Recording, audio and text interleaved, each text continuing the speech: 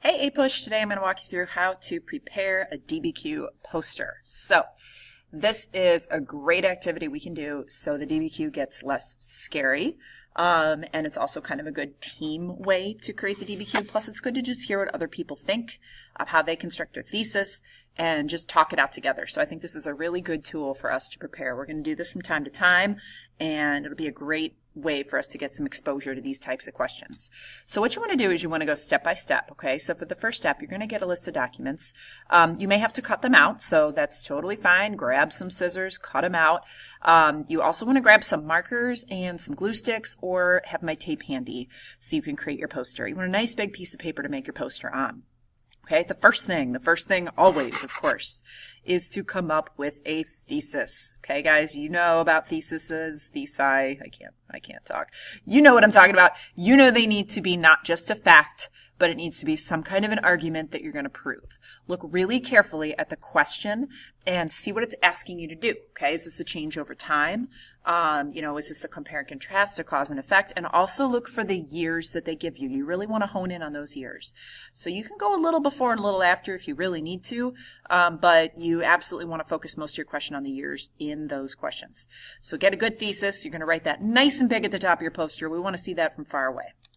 Next thing you want to do, let's come up with some contextualization, okay? Think Star Wars rolling intro. This can just be bullet points for now on your real deal, of course, when this will be written out. But bullet points are good for now, and think about what's happening right before the question, all right? You want to set the scene. You want to lead into it. So give at least 3 to 4 bullet points of contextualization. Now comes the trickier part. Now you got to organize it. Okay, so you want to figure out how many paragraphs do you need. Most DBQs will need at least 2 and probably 3 paragraphs. So think about how you want to organize these. We do ask you to use all 7 documents. I want you to get used to that, okay? So think about what you could do here. How are you going to structure this? And again, it depends on the question, all right? So look carefully at what that question's asking and how are you going to set up your paragraphs. You want a strong topic sentence written for each paragraph. So put on your poster, paragraph 1, and then your strong topic sentence. Don't just put paragraph 1, economics, social stuff. Like, that's not enough. I don't know what that means.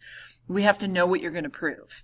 So make sure it is a sentence with something you're going to prove, and then you can paste or tape your documents under that topic sentence in the correct spot. Okay, now, here we go. You ready? This is the difference between a DBQ and an LAQ. We got to do something called the happy. We're going to do it for 3 documents. You do not have to do this for all 7, but we're going to do this for 3 documents. So I'm going to make sure you have access to this. But this is the worksheet that we're going to use, okay? What does happy stand for? Historical context, audience, purpose, point of view, and then why. See the letter Y? It's just catchy that way. Okay, so for 3 documents, you need to pick one of these things to pull in. So let's say you want to use document 1, historical context of document 1. Can you place it in its time? What do you know that might help you understand this? Okay, what's the context? What's going on around it? Can you make a connection to something that's happening around it? If you get a document per se, let's say it's related to, let's say it's Frederick Douglass talking about slavery. Okay, historical context of that. Well, what's going on around him that would make him say that? Okay, so you just need 1 bullet point.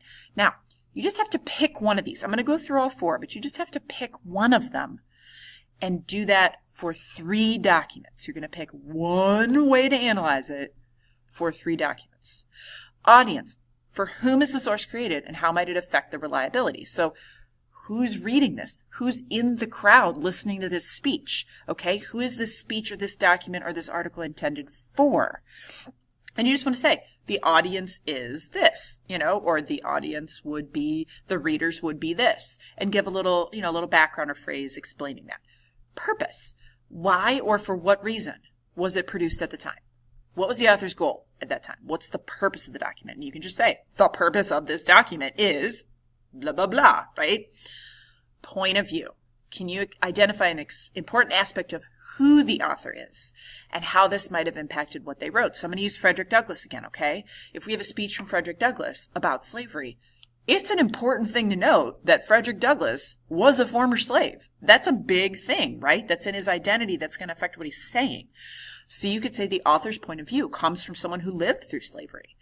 That's what you want to do. So you take 3 documents and you just want to find one of these things for each of those 3 documents. Can I, Mrs. Zimnick, can I do point of view for all 3? Yeah, you can. I would say it's going to be stronger if you can mix it up a little. Okay? It's going to be stronger if you mix it up a little. Now don't forget, you got to add the why. This is why it's happy and not just hap. Why? So think big. Why does that matter? How does it reflect change over time? How does it shape arguments on the subject then and now? What does it say about its influence on freedom? How does it parallel what's going on nationwide? So it just means you're going a little more in depth and you're explaining why. Okay? So this is a little confusing. Let's go back to here.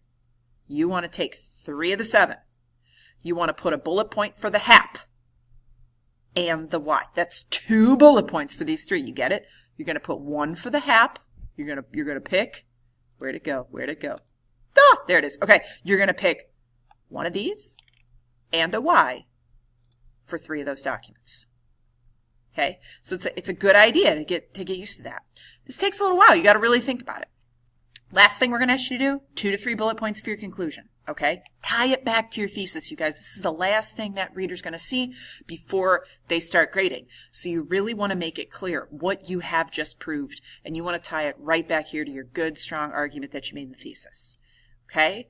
So this is what we're going to do. Now you want to be ready to share.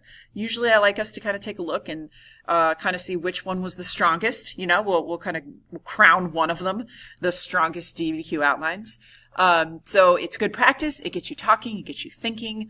You don't have to do it yourself, you know, so that's a good thing. Teamwork is name of the game here as we're learning the DBQ. Obviously in May, you do have to do it yourself, but we're not there yet. That's why we're practicing. Okay.